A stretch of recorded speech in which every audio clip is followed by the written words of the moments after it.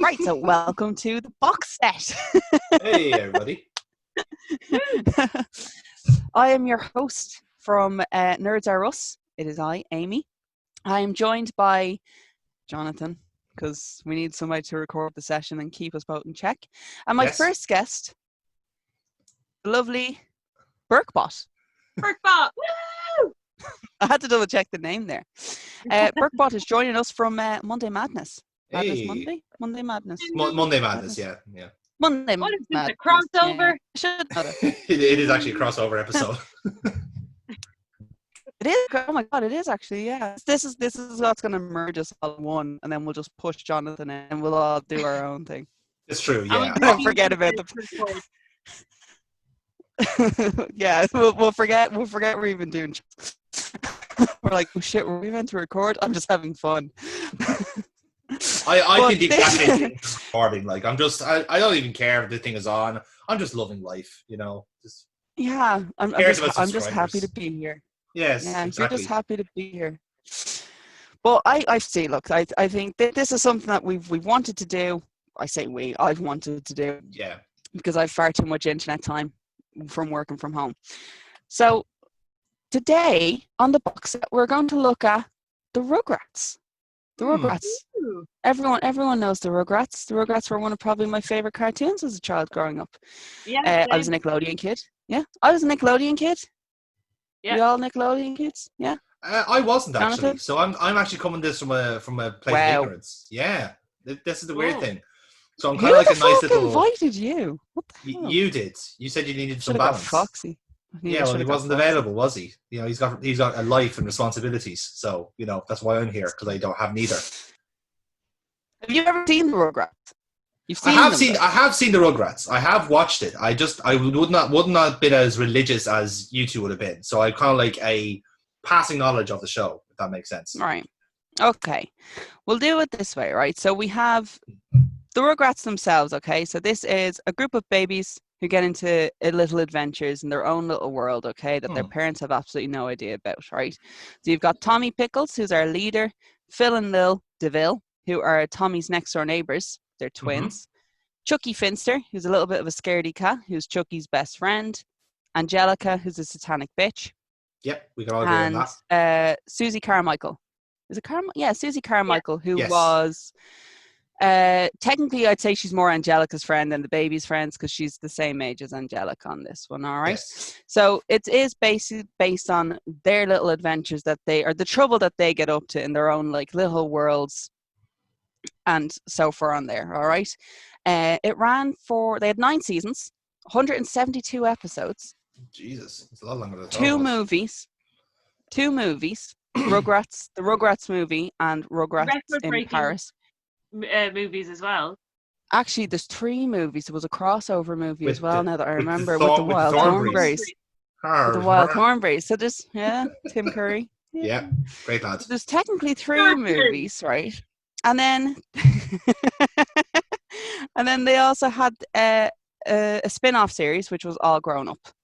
Which was shit. It was shit, right? It was shit. Look, let's be honest. No, it was shit, but let's be honest.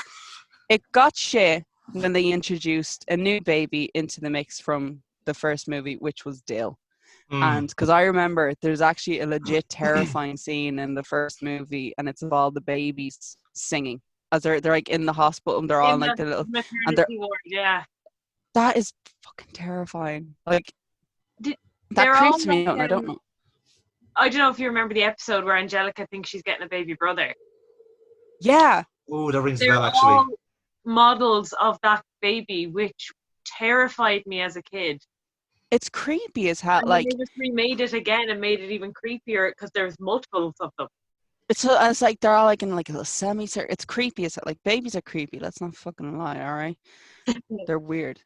Yeah. I mean, they can't do anything from themselves either. No, not these babies, not the Rugrats. So the Rugrats were very, very smart. Tommy, with his trusty screwdriver, was he was well equipped of like getting everything done, all right?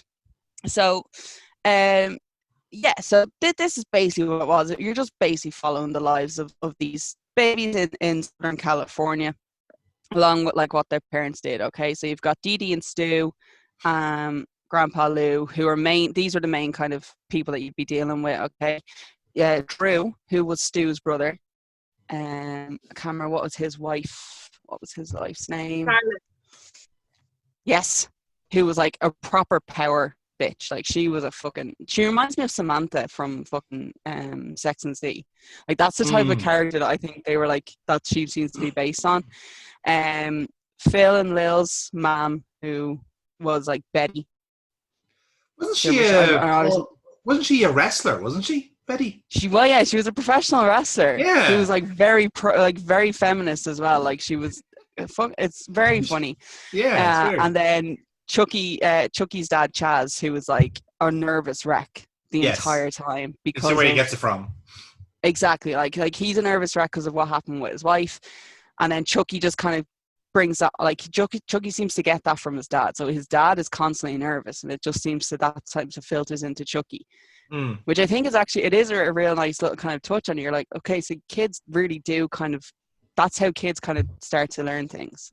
And it is a great thing that's how you realize how Chucky learned to be a scaredy cat was literally just from seeing his dad. I also actually forgot, thanks to the second movie, we were also introduced to Kimmy, which became Chucky's stepsister. Yes, she was actually girl. Yeah, she was actually a class little character. I actually liked her.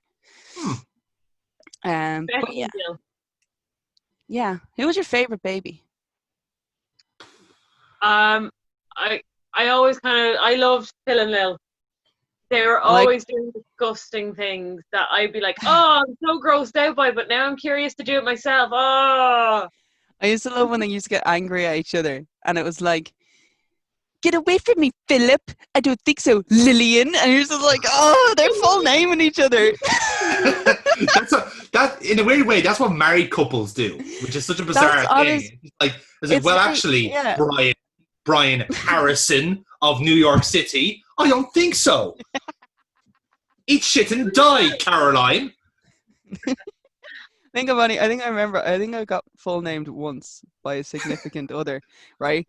But like I've three names because they couldn't pick like which grandmother they wanted to name me after, so I just got both, and then a confirmation name. So that's like Amy, Kathleen, Margaret, Claire, McGee. How fucking dare you? And I'm like a quintuple barrel. Holy shit, you're in trouble. I was like, but what made it worse is like you're just like chilling on the couch. You've got like fucking Cake Bosses like on TV, and then all of a sudden you just hear all five of your names, and I'm just like, oh God, what have I done? Every single thing I've ever done in my life started flashing before my eyes. I was like, what did I Rolodex. do? I was like, oh my God, what was it that I did? I fucking deleted an episode of like a TV. I think I deleted an episode of The Sopranos or something like that he had Sky Plus that it had already been on. Like the show had been and gone. It was over. He'd seen it. And he just like, for that is a bit harsh. Like, oh, here, look, I'd done some other things. I'd done some other things beforehand. Mistakes were made. Like, right, there was an awful lot of mistakes. The mozzarella cheese got eaten. A TV show got deleted. The milk was empty. I may have got sick in a bag. I don't know how that factors into it. The wine bottles had not been dropped off to the bottle bank. Literally, I did nothing that entire day but eat everything in the house and drink all the orange juice. And then I delete. It was the straw that broke the camel's back, to be honest with you. Like, so actually, now that I think about it, yeah, okay, I actually did deserve it. But you see, what I love in that is that you basically killed your own sympathy there, because you could have been told, like, well, you got full name for just deleting a Sky Plus video, but no, you actually were just being a complete shit that entire day. I was really hungover, okay? Like, I can't fucking excuses, like, you know, come on, like. Anyway, back to our babies. Back to the babies. But yeah, what was your favorite? The way my favorite, well, I was also Phil and Lil. I loved Phil and Lil. I just thought they were gas. It's the idea of twins. Like it always like as a kid, the idea of twins terrified me. Right? Because that's two babies. Like one is scary enough, right? But then when you think about, oh my God, there's two of them there. Like, and they're both the same. Like I used to always get this. Like I used to always do the weird thing. I was like, what if Lil took her like bow off her head? Would they be able to tell them apart? Like that used to freak me out. They did that a few times in the show. Yeah, they did. Yeah, they do a swap. Yeah, like they do a little kind of a swap every now and again, like to kind of do it. But like she was always my favorite. But then like as I got older, I was like, I kind of understand where Angelica was coming from with all this, you stupid babies. Like I actually started realizing, I was like, you know what? It's because she was like 3 at the time. So like she would have been 3 or 4. And then all of a sudden, all the babies came along all at the same time. Susie Carmichael didn't live across the road yet. She moved in later. So literally the only people, like Angelica went from being top dog to basically being like, oh no, we've got like 1, 2, 3, 3 other kids now that we have to like, that are now getting all the focus. So yeah, do you know what? I sympathize with Angelica now. It's kind of like when I start watching it back on a rewatch, like when I was little watching it, I loved the kind of comedy between Phil and Lil and the violence between them as well. It was reminiscent. They beat the crap out of each other. Yeah. But and I related to that. Like I, give them a dig, for taking my mud pie and stuff like that. Like that was all fairly like standard stuff for me. Like looking back at it from an older perspective, like those stupid babies, what were they doing? And like Angelica has this kind of mature, like I'm so much older and better and cooler than you, and then she's looking at these idiots doing these idiotic things that babies do. I totally get it from her point of view. Yeah, it's like in there, like obviously. So when you're watching an episode and they're like, they do a great rip actually in one episode of Indiana Jones, and it's the babies. And Tommy is decked out in his little Indiana Jones gear, right? And he has his jacket, a hat, and a diaper, right? Actually. Not even wearing pants. It's literally just the diaper, which is, I think it's great. And I just think it's so funny that in all of Tommy's like fantasies and adventures that you get into, he could never imagine himself wearing pants. He was always just in his nappy. Like that's what he was going to be like forever. Yeah, it's a real like. It's Tommy, like wild hiccup. Yeah, it was like it's just everything, right? But I was watching it, and then I'm like, yeah, no, I totally sympathize now with Angelica, because to them, they're imagining all this stuff, whereas in reality, they're literally just destroying the house. They've escaped the playpen, and now they've ripped up cushions. The cushions are thrown all over the place. Poor Spike, the dog's probably hiding somewhere. Like the babies think he's their best friend, when in reality, he's probably running in fear. And they're just like, oh, he's like a horse or whatever, and like going on it that way. But it's like when you watch, it's the little quote that they have is like, you'll either die a hero or see yourself like become the villain, right? Yeah. And I was like, I like to put the SpongeBob theory on it. And it's like, you grow up as SpongeBob and then you become the Squidward. I'm Squidward now. Okay, like that's where it comes. And now when I watch back SpongeBob, which is on Netflix, like they have a few series on it, I was watching it back and I was like, oh my god, I freaking love this show. And then I was watching it, I'm like, oh my god, I'm totally Squidward. If I had fucking SpongeBob and Patrick as neighbors, man, I'd fucking be playing the clarinet shitty as well, just to piss them off. That's where I'm at in my life now. I'm like, shit, I've actually become this it's just person. a mild form of resistance against the stupidity around you. It's just like, I can't do anything criminal, so all I'll do is just be a little prick, just as my own form of compensation for you being a complete arse in my vicinity. Exactly. But yeah, it is though. So like, I'm just going to go back to it now. I just want to go and get what the actual point was of the Rugrats, right? So we'll go through the theme of that. And then we're going to go to the extra features, all right? Yes. And that's what we're going to talk about today, right? So the actual theme of the Rugrats, right? It was basically everyday activities, but you're just watching it through the eyes of a group of toddlers, all right? And it's them using their imaginations and transforming basically any of the routine tasks that you have in everyday life, like in the shopping, and they basically turned it into one hell of an adventure, which is great though as well, because they're talking to themselves, like they're talking to each other, and they can understand each other perfectly.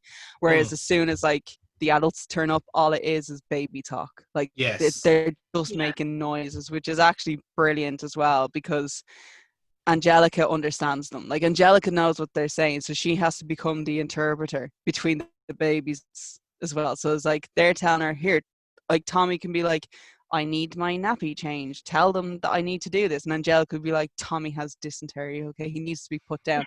Like that's obviously she wasn't saying that, but like it was heavily implied. That's kind of where Exactly, yeah. So like, that's kind of where it would go with it, and it was just following the everyday lives. And I actually remember I used to go home from school. That as soon as Nickelodeon was turned on, and I got out of school, that was what I was watching. Yeah.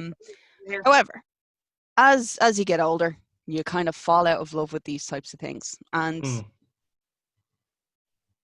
something will always you find on like the vaults, and you're like, oh my god, I used to watch this, and then you start looking at other stuff that you used to watch, and Rugrats was one of the ones for me that I used to always watch. However, we're not going to really talk about the actual episodes. We're not going to do what our favorite episode was or the characters. Now, I want to go into what the bonus features on this box set is, all right? And the bonus feature for the Rugrats that I'm bringing to the table, I know Rachel has one, Burkebot has one. My one is there's two versions of this, but the Rugrats theory, which was that the Rugrats were actually a figment of Angelica's demonic and unimaginable imagination, that they were never actually in existence at all because they were all dead.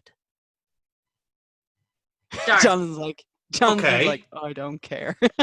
we said before the recording that we were kind of going to pull this off like a fact or fiction section where like Jonathan Frakes is just going to walk in and go, that's a lie.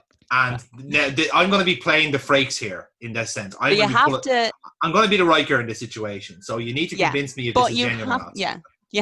So you have to wait until you've actually heard the whole thing. Yes. All right. So if we're going with what the version of this, and if anyone wants to find the Rugrats theory that I'm reading this one from where I found this one, there is a few of them out there, but I'm going with the creepypasta version because this was actually, I think, one of the first ones that I saw on it. And this is going back ages. So this, I think, creepypasta is where it actually first came out. All right. So they were a figment of Angelica's imagination. All right. So Chucky had actually died in 1986 along with his mother, which is why Chaz is such a nervous wreck all the time. That's why he's so insistent on everything being safe, is because both his son and wife had died. Tommy would have been born in 1988, but he was a stillborn, which is why Stu is constantly in his basement making toys for the son that he never had a chance to meet or to live or to play with. Stu spends the majority of the fucking show in the basement making toys because he is actually a toy maker.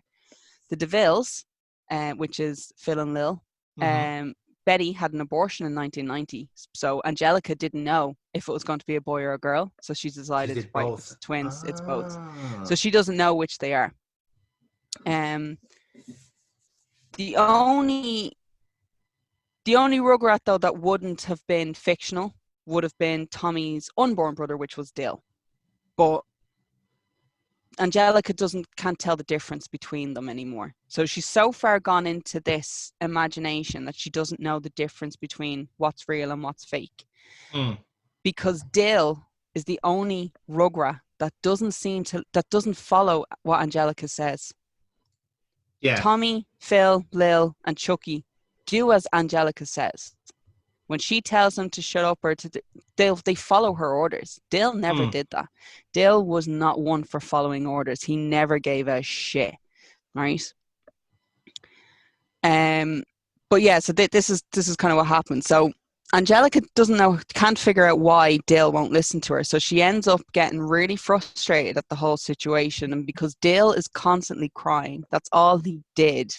In like the start when he was born, Dill was such a crier that because Angelica was getting so frustrated, she ended up hitting him quite hard and quite viciously, and because of this he ended up getting he sustained a brain injury which left him with a deformation, which is why he has a weird shaped head.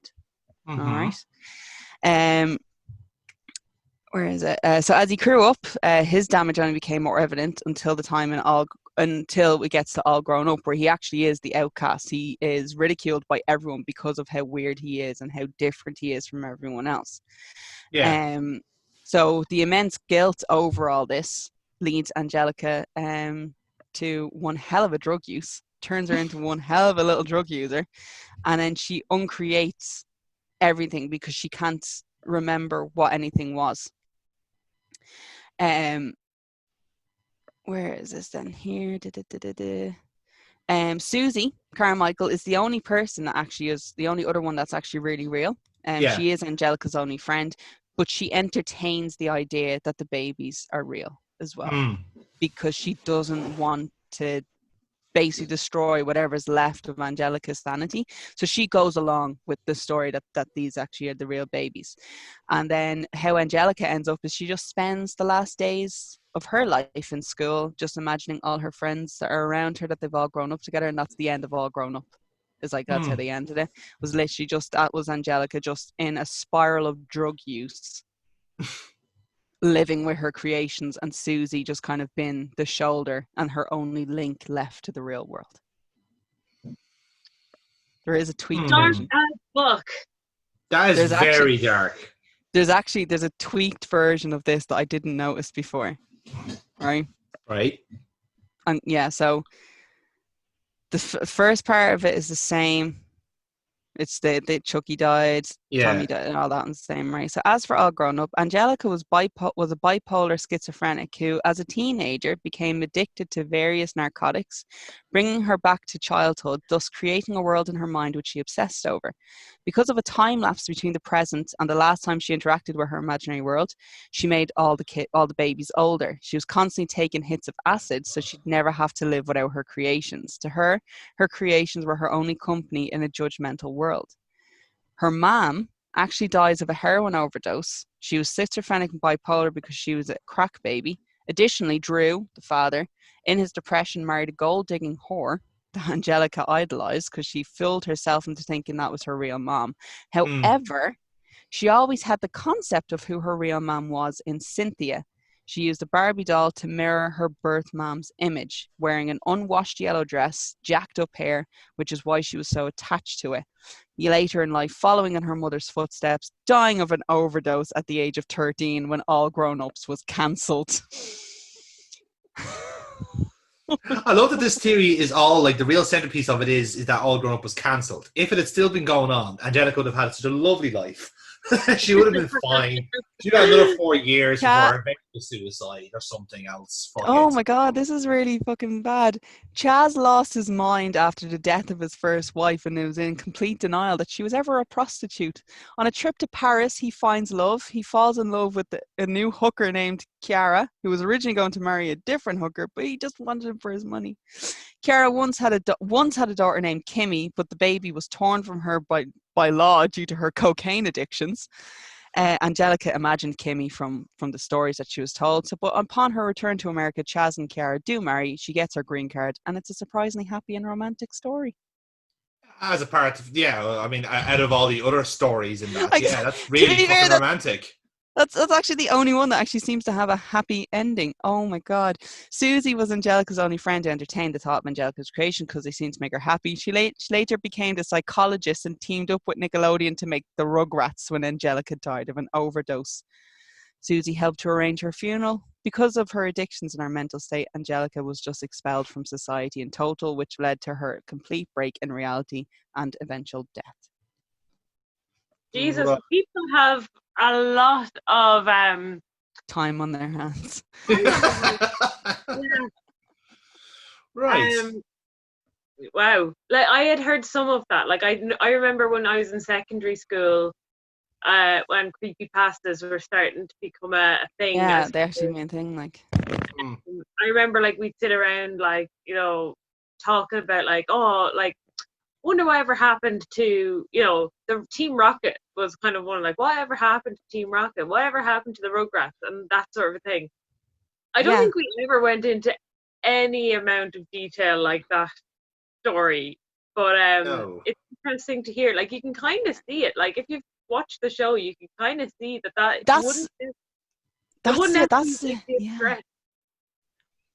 actually the creepy part about it, is when you think of Stu, like, he always was in the basement. He very rarely interacted with his child. Yeah. Like, he actually, very rarely in the entire series does Stu actually interact with Tommy at all. And Dee Dee, the mom, she's always in the kitchen. She's never around either. So, like, when you really think about it, you're kind of like, I don't want to believe this, but I can believe this as well, like, sort of thing. Yeah. The Dill part is fucking dark. That's pretty bad. You see, the thing I was going to say about that was that if, like, much to your point about Stu, Like, if I was to believe that anybody, like, if one person in that show is having a mental breakdown and is having and is deluding all these, is like manifesting all these characters and babies, it's probably him, because like he's so detached. He's detached from the wife, and like Tommy is like the youngest child there, so he's kind of like the starting off point. Hence why he's the main character. And it's also that like because he's still in diapers, he hasn't actually grown up. So I can believe like if there is going to be a creepypasta about that, that's the baby that died in that sense, and never really like pictured what that baby would end up at. But because like he was so obsessed with the whole toy making thing that he manifested other babies, perhaps as a, I don't know, like maybe as a kind of like, well, here's this archetype, this generic child who's the spoiled bratty one. Here's the nervous, terrified one. Here's the two that bicker all the time. So they're all different like archetypes of child personality. So he's trying to make toys to cater for all these kids. And so in a sense, like it's almost like the show is in itself the delusion for Stu to keep like being like this really quite decrepit like wreck of a man, fucking just like constantly making toys, because he always looks so haggard and jaded. Anyway, like that's not really. That's what I was thinking. I'm just thinking about it now. I'm just thinking about it now, actually, as well. Stu made all these toys, but they only ever got to play with one of Stu's creations, and that was when Dill came around, and that was the Reptar toy. That was actually the only thing that Stu created that the babies ever interact with, and it was because Dill was there. I would say that could be completely accurate, but I am remembering the kind of the robot clown thing. Oh, that Mr. fucking Happy, wasn't it? Actually. To be fair, terrifying. I believe that was actually stricken from my memory. I don't do clowns. I mean, I'll just for anyone that's a good rule in life. Say that again, sorry.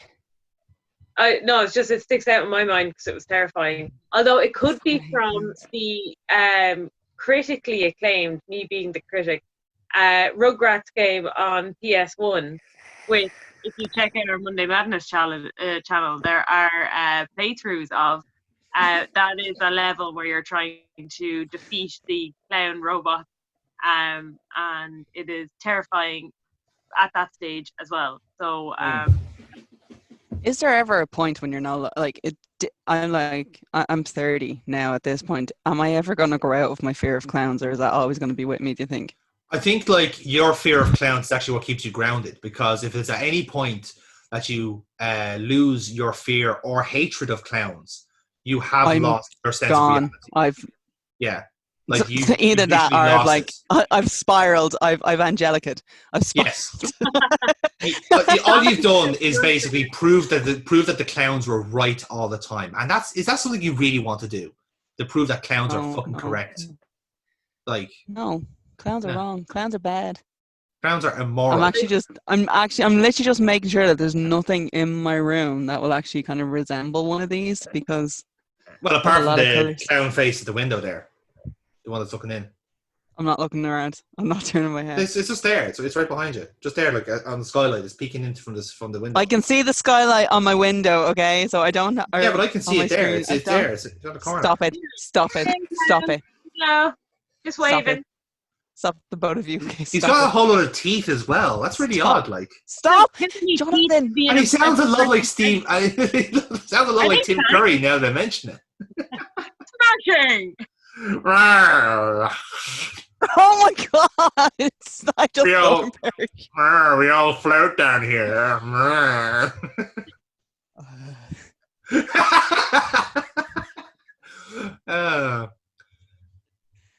So while Amy recovered from that, yes. While Amy tries not to vomit, Burkebot, do you want to share your theory on Rugrats? Yeah. Now this is something that I would have heard again throughout the grapevines of the internet, I suppose, and a little bit here and there. And what I've done is I've kind of amalgamated a few of them into my own theory. Okay. So I'm gonna close my laptop. I'm interested. Is loosely based on what K-Mac on YouTube put together a compilation on, so just to give a bit of credit out there, but also entwined with some of my own things. So my thing is that Rugrats is actually a show for parents. Okay?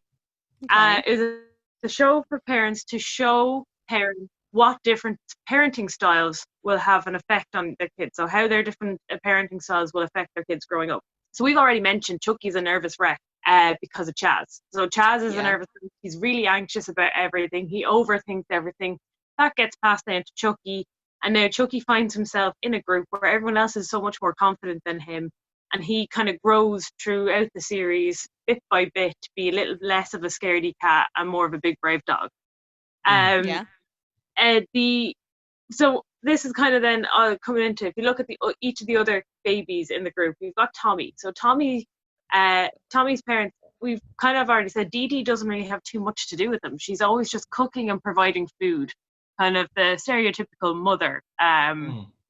But she's always seen reading Dr. Lipschitz. Oh, yeah. Dr. Lipschitz says we should do this. Dr. Lipschitz says we should do that. So her kind of role is where she's trying to be an academically good parent, but she ends up being so absent from the baby's lives that they don't know anything about her other than she provides food for them. Then you've got like Tommy. You got, like we said, Stu is always inventing stuff. And he's always making stuff down in his lab, down in the garage, down in the basement. But Tommy has stolen one of his screwdrivers and is using his engineering skills passed on from his dad and his problem-solving skills to escape from the playpen, to create their little bridges to get across the sofas. He's been fairly good engineer for a 1-year-old baby. But taking those skills from his dad, so it's kind of practical, hands-on kind of skills from the dad. And then you've got the granddad. Now I'm including the granddad Lou in this because one of the things that we've mentioned is that Tommy is always telling Chucky to be a big brave dog and to be brave, because Lou scares the shit out of Tommy all the time. So there's like things like where the camera pans up into like kind of point of view from Tommy, and his granddad's like up into the camera like, well, sport, and it's like terrifying. And he's telling these like horrible stories like back in my day, blah, blah, blah. And then like he tells them about war all the time. He tells them stories of his time in war. Exactly, which are scary, which is where Tommy is like, well, if my granddad can do it, I can do it. And it's kind of getting this bravery from him. So moving on to Phil and Lil, then they've got a very sporty, athletic, domineering mom and a very kind of meek, shy, quiet dad. Kind of a bit of a role reversal from kind of stereotypical parenting styles. And you see that the kids are both aggressive but also very kind of, they're not outgoing with other people. They're comfortable within their own group, but with other people they're not. They don't kind of they're quite shy or whatever. Yeah, they're sociable with who they know, but they're very antisocial with new people. Yeah, and that's kind of the yin and yang of their parents as well. But as well as that, parents are kind of fighting their own battle. They never really take care of the kids. You always see them, they drop them off into the playpen and then they go off to have their cup of joe in the other room. And that's when you see Phil and Lil doing these things like eating worms and playing with mud, which is kind of, obviously babies do this and they have to grow their immune system and stuff, but it's not necessarily good to let them do it all the time so that they get a taste for it. So it's a bit negligent. And so they kind of have to lean on each other as each other's moral compass. And that's where you get that kind of constant battle between them, because they're both each other's moral compasses. And they both, every time they want, so one of them will want to do something where the other one is like, no.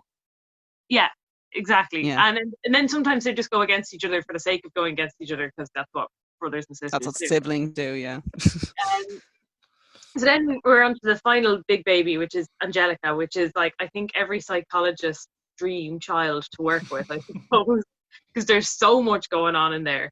But we see that her mom, Charlotte, is like big business boss lady. And she's constantly on the phone. She's very demanding. She's very assertive, and she's, but she never has time for Angelica. The same with Drew. the dad. He's constantly on the phone. And the only bit of attention she gets is when she acts out. And this is very typical of spoiled kids, and it's kind of known that Angelica is spoiled. But then in her personality, she demands attention and she demands to be the leader, like her parents. But she's also very dismissive of Tommy and Dill in particular. So the rest of them are dumb babies, but Tommy and Dill always get kind of the brunt of it. Obviously, they're cousins. That's why, I was going to say, I think it's because they're related. She can get away with actually doing that because, well, I'm family with you. So I can get away with this because I'm not going to get in trouble. But you actually see she's just mimicking her dad and how he takes down Stu. Exactly, yeah. So he's constantly belittling his little brother, Stu. And, that he's just an inventor down in the basement, blah, blah, blah, blah. And he runs a big business and he has all the money. And she's basically just mimicking her dad in that case, that she's just there to annoy what she sees as lower class siblings, or like they're not siblings but relations. And then to top it all off, as I've mentioned, Lipschitz is mentioned a lot, and even just the fact that his name is Lipschitz shows you that they're talking about how bullshit parenting books are just that, they're bullshit to make people money. And Lipschitz is shown constantly, like there's posters up for his events. He's always been advertised in the background for like Dr. Lipschitz baby formula seminar, and like the seminars that he does that like Dee Dee's desperate to go to all the time. But we actually find out in an episode where he babysits Tommy and Chucky that he's terrible. He hasn't a clue what to do going on, and he is just a fraud, which then kind of ties together this nice little package of a theory, which is this is Klasky and Cuspo's, I'm probably pronouncing them wrong, trying to show for parents to show them how to properly parent, which is just give your babies your own strengths and try and not give them your weaknesses. Don't be following books, seminars and people. And pass on the pros and not the cons. Oh my god. Exactly. Like that's the thing about that, because like it's like if anything, like the way you described it there, like it really shows Rugrats as this kind of weird commentary on various different types of shit parenting, where like all those, when you for one reason or another, like all those parents are too busy for their own kids because of reasons like Stu and Dee Dee are like too like task oriented. They just want to like they've got their roles and they want to keep doing things. And like Chaz is like, again, like he's got shit to deal with, unfortunately, and obviously can't because he's just mentally all over the shop, and that reflects with Chucky. And then you have like Angelica's mother, as you mentioned there, who's just like she's businesswoman. She is not like the child is a thing that exists, and she may make time for it between meetings. That's about it. And then Drew likewise. So like every parent kind of has like their own reasons to not pay attention to their kids. And like it is because they're either too professional or they're too busy or like they're too job oriented. So in a sense, like I think the commentary there would be that like kids also exist, and like this is the time where you need to pay attention to them. Like when you're all grown up, like you don't really see the parents that much, which is again the fact that now that like they're separate now, you don't need to they don't need to be there in that sense. So like in a way, because the parents are like so detached, that's what you should be focusing on. Like, why are they like always so distant? And obviously the story is told from the baby's point of view. They don't really care. They don't really notice it. But like, again, an adult lens would see that as well. You know, they would see the opposite side of the coin. Just actually thinking about this, it's like when you think of those parents, but then if you think of Susie's parents. So Susie's dad is a screenwriter and her mom is a physician. And they, like, Susie is probably the only really nice one out of the lot of them. Actually, yeah, like she's so fucking pleasant compared to everyone else. The only issue that Susie seems to have is like she take like her mom makes time for her. Her mom and dad make time for her. Like they're busy, but they make the time for Susie. And Susie is actually quite a nice child like to be around. She's pleasant. She's considerate of them, and she actually like seems to kind of care a little bit. Like there's a massive age difference between her and all the babies in this, but she she makes the effort to be nice because that's what her mom does. That's what her mom does as well. Her mom goes out of her way to be nice because she kind of has to be in her job, but it is a trait that she passes on to Susie. The only issue that Susie seems to have is she can be quite competitive, which is another, I'd say that's something that she's probably getting off the dad. Yeah, as well. Maybe. Like, sort of thing. But her competitiveness is not with the babies. She's competitive with Angelica. She doesn't get along with Angelica all the time because she doesn't like that Angelica is mean. So Angelica is demanding the leadership and all this, whereas Susie's getting competitive over it to demand the leadership because she knows that Angelica's just going to be mean to the babies, whereas she's like, I can get along with these babies. I don't like the way I keep saying baby. Babies. All these babies. So many babies. Babies. But yeah, that's like, yeah, she's actually, she seems to be the only one that's like well-rounded in a sense where the rest of them are all kind of, I'm just gonna take my best I'm gonna take some of your best qualities, but I'm kind of gonna be left with the worst ones. Like Angelica is like, she is the spoiled child in all this. Like she throws her temper tantrum and then she gets what she wants. But I think with Angelica though as well, there is something about, like, to hold on to Cynthia, this scraggly, crappy little doll that hair is completely pulled out of, she doesn't clean it. She can have a new doll if she wanted to, but she does seem to hold on to the old as well. And I think that's where Angelica's insecurities are. Yeah. It's because Cynthia agrees with, like, Cynthia is her imaginary friend, so Cynthia agrees with her in what she wants to do. Like, so she'll always be able to do that. And I think everyone has like that one toy. You're just like, I can't get rid of this toy. It's like it's the Toy Story complex. I think it's like a case of like of identity too, because like, okay, we get it. Like Angelica could have any toy she wants. Like once you throw away that, then that's it. But in a sense, gone. Like you would expect like a child like Angelica to go like, oh well, if this toy is finished, I'll just throw it away and get a new one. But the fact that she's clinging on to this one toy is kind of illustrating that perhaps she's just desperate for a little bit of like her own like identity, as opposed to be just like the mother's daughter type of situation. Like she doesn't, in a way, like it's very subconsciously like her wanting to be her own self rather than just being like her junior and like ending up like her in a sense. Like she wants to be her own creature in that way. So like, so having a raggedy doll that is such, like, as I say, is so out of place for her. Like you expect, like, if you want a character with a raggedy doll, you'd probably say Tommy. Like Tommy would be the kind of person to have that weird kind of like object as opposed to a screwdriver, because like, let's face it, like the younger the baby, the scruffier like their toys are, because they're just a general mess. But to have Cynthia with that now is very odd. Like it wouldn't be the character twist you'd expect. It's like you think like, oh, she'd have the cleanest toys because the mother is like, again, not really paying attention, but she knows a shiny thing will keep the child happy for a couple of days, and just like keep updating the shiny thing, and that'll be it, you know? Yeah, exactly. Like it is like a weird note. Although I do really like that theory that it is actually a show for the parents. Like it's nowhere near as terrifying and dark as Angelica's serious drug addiction. Yeah. Like as I was saying, if I was to believe anybody had like a mental like neurosis or psychosis in the show, it's Stu, because he's imagining children based off his neighbors. Because like, again, like he would have potentially, let's just say he loses Tommy first time around and gets ill second time around. So like he doesn't get over Tommy because he's the first baby, didn't survive or whatever it is. And then just out of like nothing, he's still inventing toys. So that's where all of his energy is going to deal with the loss and the grief. And he's just then creating a child that is a carbon copy of whichever it is the prominent like figure in that family.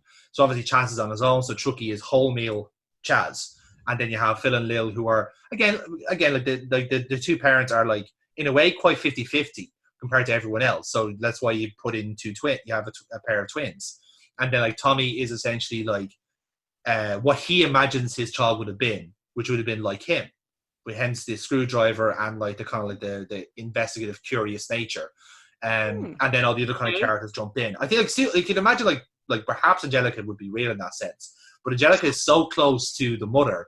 Like I'd be willing to believe that she's a figment as well. Maybe I'd Susie say real, but who knows? I'd say Susie and Angelica would be the real ones, being as because they're 3 and 4. Okay, so Yeah, like maybe. there is, or older. I think they might actually be older, because I know actually Susie is the oldest one. So Susie actually is, because they move in. They're not there from the start. That's the family that moves in. So you can guarantee that Susie is actually a real child. You'd also kind of put the fact on that Angelica would probably be real as well, because with the fact that Drew and Charlotte, how often they work, they would have to leave Angelica with his brother, because his brother and his brother's wife will be home to watch their child.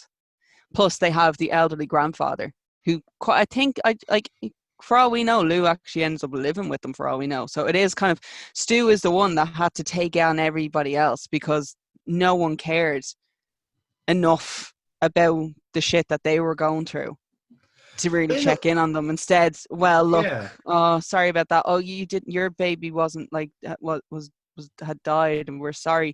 Mind ours. That's a good point. That will fill the void. That will fill your void. Yes. That's why everyone is always at Dee Dee and Stu's house. Yeah. Because that would be the reason. It's like, this is, we'll just go here. This is why would we go anywhere else? These are going to be home. That could also play into Dee Dee's like neurosis of trying to learn how to be a good mother through Dr. Lipschitz. Like she might. It could Why be has she gone wrong? Yes, exactly. Gone really dark now as well. Yeah, because like this has gotten a lot darker than I anticipated to. Because there is this competitive attitude between Stu and Drew, isn't there? Like it is the fact that it's like Drew could say, not in a very not in a very obvious sense, but like in a way like Drew had the child and Stu didn't.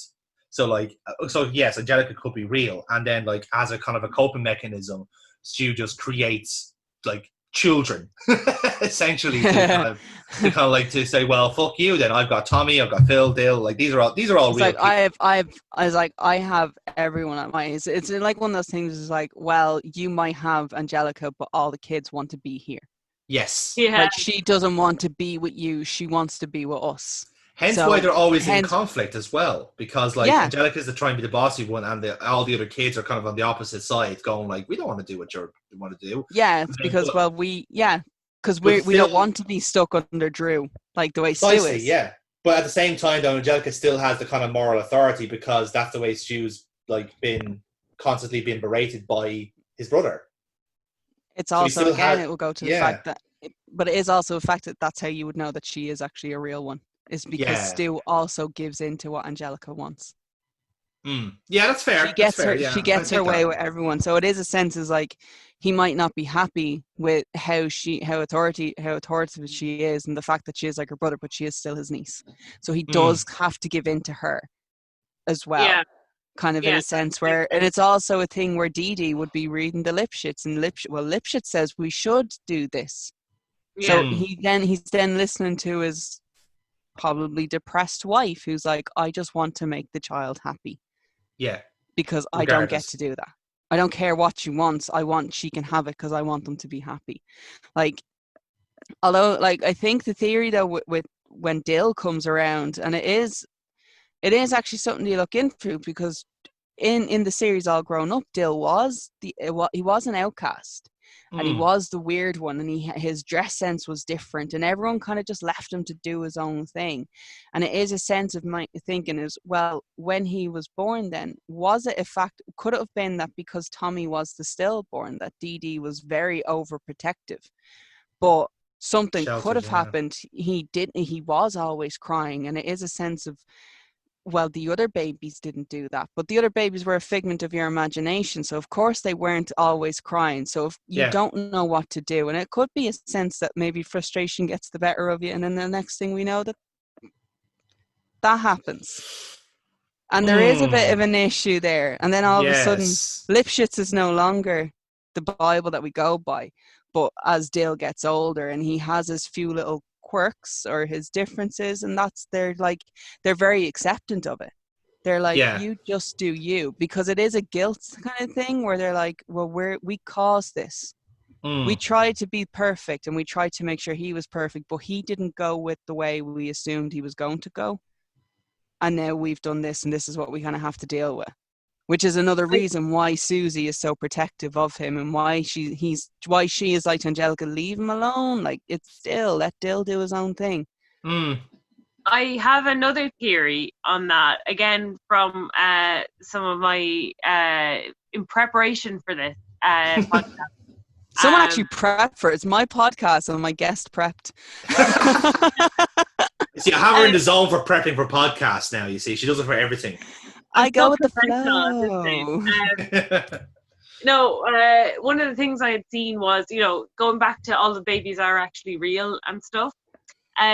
Dill is the only baby in that kind of cohort that doesn't talk or understand. So we've mentioned before that he doesn't listen to Angelica. He doesn't give a fuck what she's telling him what to do. But he also doesn't understand basic commands really with babies, and he doesn't get, which is unusual because every other baby in their verse can talk. So one of the theories put forward is that he's autistic and he can't communicate. That's what I got from Dill. That's what I got from Dill and all grown up. I always thought he was an analog for either people with Asperger's or people with autism. Yeah, like, that was what I thought the point of his character was to basically have representation for those type of kids. So in a way, like his character is written in that sense, so that people on the spectrum would kind of relate to him more than the other normal characters, because again they're on the same wavelength, so they're trying to think. Yeah, no, I understand. Like, this is where that way is written. Yeah. And it kind of feeds into the Tommy Pickles is a great big brother, and he is always looking out for him because he knows that Dill can't communicate really well for himself. And this goes on obviously into the all grown up thing where he's still the big brother trying to look out for. I think there is one episode where he gets sick of having to look out for Dill and his crazy schemes or whatever, and they have a big falling out over it, but then eventually he comes back and he minds his baby brother again. I like that as a theory because I think it's quite relatable to people, and it kind of shows that if they were to come out now and kind of oh, by the way, he was autistic that whole time, I think a lot of people would appreciate that. And it's a bit of diversity, a bit more diversity to what was, okay, yes, the main cast were quite Caucasian, but there was a mix of genders in there, but then you had Susie Carmichael and then you had Kimmy come along, which kind of made the they did try to actually make it a bit more, I'm not going to try to make it a bit more diverse. They did make an attempt at making it diverse, because it is a sense of sorry, just to put across it as well, they're Jewish.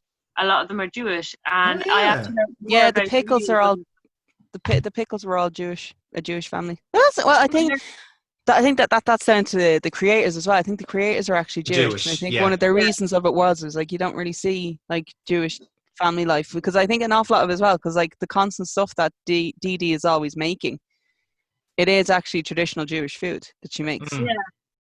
It's not matzo ball soup. She's always making matzo ball soup. Yeah, I'm not gonna lie, I had no idea what the fuck matzo ball soup was. I had to look it up, and then I was watching. I remember watching a movie where they had matzo ball soup in it, and I was like, oh shit, that's what it is. It's it actually is a ball.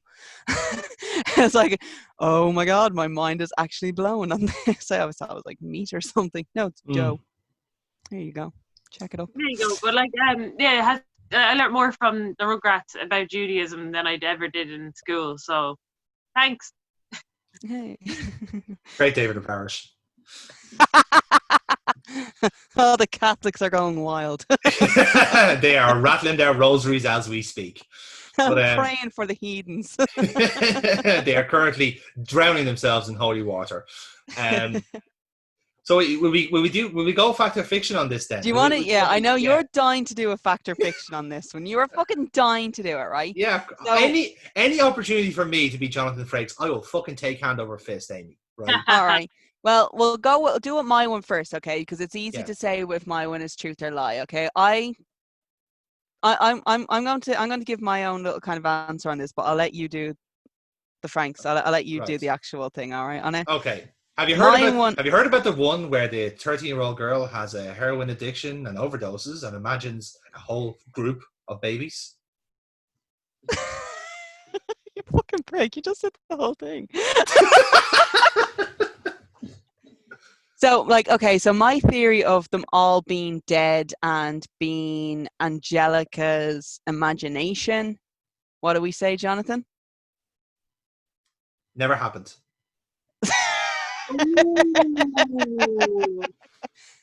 We got you. Never. Not this time. If we're going then by our guest's theory, we'll go with the parenting one first. That it is a bad parent's guide as to don't be like this to your kid. What do you think? Fact or fiction? We only ever do the. We only ever do the. I was trying to remember a positive reply. This is like I don't think I've ever heard one. No, I think there's legs to that. I think there is I think it's legs. Fact. Okay, I agree. I agree. I think there's legs on. I'd fully believe that story that it is actually a guide for parents. I actually do like that one. And then the other theory then, which is the dill pickle. Oh my God, he's dill pickles. Yeah. You've only just noticed? No, it's because what do you think of the dill pickle theory? It sounds like something else altogether. Oh, okay. Yeah, I think you can only search for a dill pickle. Yeah, an episode of Family Guy actually did that joke, and they did it really, really well. So, what do you think of the dill pickle theory? That's correct. You got it. It has to be I didn't even realize that was a theory. I thought that was genuinely what they were doing with that character. To me, it makes the most sense. Yeah, absolutely. Because I don't get it. I don't get people who don't understand it in that sense. It's like, hang on, you think that Dill isn't an autistic character? That's the whole point of him, is that he's literally he's doing the complete opposite of what you expect for all the other kids. He's literally doing his own thing in his own reality in a way. So yeah, definite fact, absolutely. Yeah, okay. Well, okay, not too bad. We mentioned. Yeah, I'll do a role reversal. If this actually was an episode of Fact or Fiction, we actually got 3 stories out of it. Yeah, that's I don't think good. I'm going to get that for all the cartoons and TV shows that I plan on ripping apart and doing this, because I'm not going to lie, that kind of made me a little bit depressed about the Rugrats. It's actually the last time you ever talk about the Rugrats. What I was going to propose there, if anyone wants to do a role reversal and become the Frakes here and see if the Stu Delusion one holds water that I put forward. I like it purely because of how dark it is, but it also it very, very much mirrors the Angelica one as well. Yeah, it's like a died version of your one. Exactly. Yeah. So it is without the heroin. Instead it's just the crippling depression. So I mean, if we were going to go on that one, where is it? Because I'm not good at doing the impression. I'm really not. But you do need a beard for it, I find. Yeah, if everyone just kind of keeps talking there for a second, just while we continue to talk. Yeah, sure. Hey, Berber, how's it going? You doing good? Yeah. Yeah. What are you drinking? Everything's good. I am drinking a cool, refreshing drink of alcoholic beverage. That's 3. Great. That is really nice. I also have a bottle of green tea that is not from a local supermarket, but please get in touch, the manufacturers of this green tea, and we will sponsor you in the next show. Right. Yeah. Okay. Good. Right. Excellent. Good. Right, guys. Well done. Excellent. No dead space. Right. So rewind. So with regards to the theory that the stew theory. Okay. Oh, son of a bitch. Riker! I had to go back and chat really long to try and find that fucking video. Just there please stop for time, please stop for time, please stop for time, please stop for time. Oh, it made even better as well. I was like, I had to make sure that at least the news could play. I need to make sure that's false. It's actually the one that's playing. It's a 40-second long video, guys, okay? But yeah, so I think it's too close to the Angelica one, I think. So I'd say I'd be more inclined to go with the other 2. They seem to be more realistic because they're not there to shock you. They're not shock factors, whereas I think the imagination theories, they're purely there for shock factor, just to kind of make you bro, your mind. sad and upset, and like I suppose that is the job of a creepypasta. Exactly. Whereas I think the other theories are kind of like based on what people can kind of grab from each episode and not just kind of extrapolate in their own twisted minds. Yeah, it's like a dark interpretation. And whereas like with the other one, you could actually argue that it's an actual theme of the show. Mm. Like if we were in English and had to write an leaving cert essay about it, you could get some strong points there. Whereas you the creepypasta area, you're losing marks there. Definitely, yeah. I like that. I like that you already gone. You switched into teacher mode just so you could like mark everyone else down. This is like that's a lie. That's a lie. That's a lie. Never happened. That's a lie. Thanks, miss, for ruining my dreams. They weren't dreams. Come see me after class. Right. So I think we've sufficiently covered the Rugrats. Correct? Yes, I think so. Yeah. Right. Do you want to know what my next one is going to be? Oh, good God, please. Yes, right. I'm looking forward to hearing this. It's not Nickelodeon, it's not Disney, it's Hanna-Barbera. Oh. Right. Oh, are you doing this? One? Are you pulling the trigger second episode in? I think I'm going to.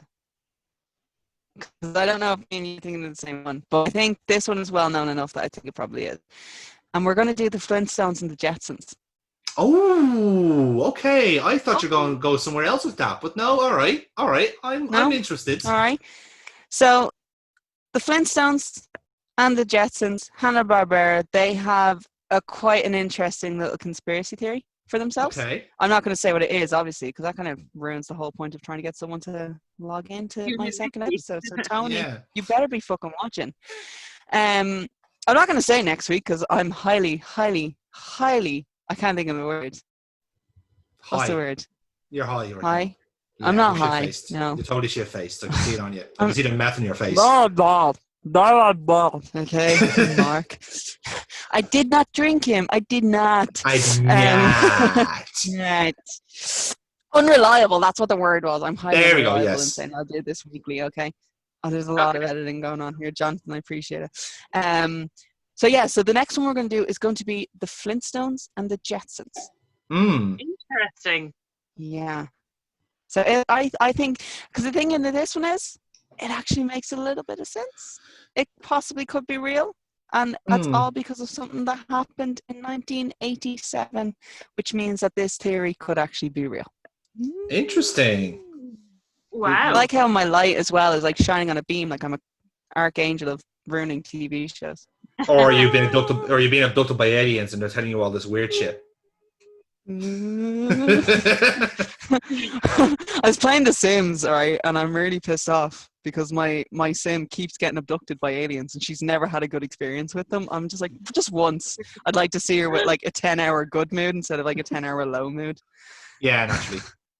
I mean, don't you hate it when aliens just make you so miserable about telling you how horrible Rugrats were, Well, if it is the aliens, they are telling me a really interesting one for Hanna-Barbera. Okay, so let's just all right. Does that mean we all have to wear tinfoil hats for the next episode? Because I threw out one. Hi guys, welcome to the next episode. The truth is out there, motherfuckers. Is that the pigeon? Oh my god, it's not aliens, it's the pigeons telling me this shit on the roof. Pigeons, aliens. I think you find about the same thing, Amy.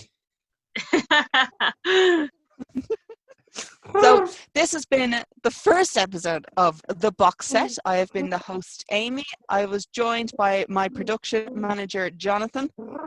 Production manager? I fucking highly doubt it. I meant to say producer. Even worse. My producer, Jonathan. I am neither of these things. My excellent guest, Burkebot. Woo! I had to keep leaning in just to make sure it doesn't say that's the name. Yeah. It's a completely normal name that every other person has in this country. Burkebot. It's very common. Yeah. The whole tribe down in Connemara, apparently. And I just like to thank my check notes. Guest Burkebot. Guest Burkebot. Yeah, that's her name. Whatever. Anyway, guest, thanks for coming in. Oh my God, you're. The pigeons really are talking to you too much. Yeah, you have actually. Yeah, you've gone clucking mad. Oh. But yeah, this has been our first episode.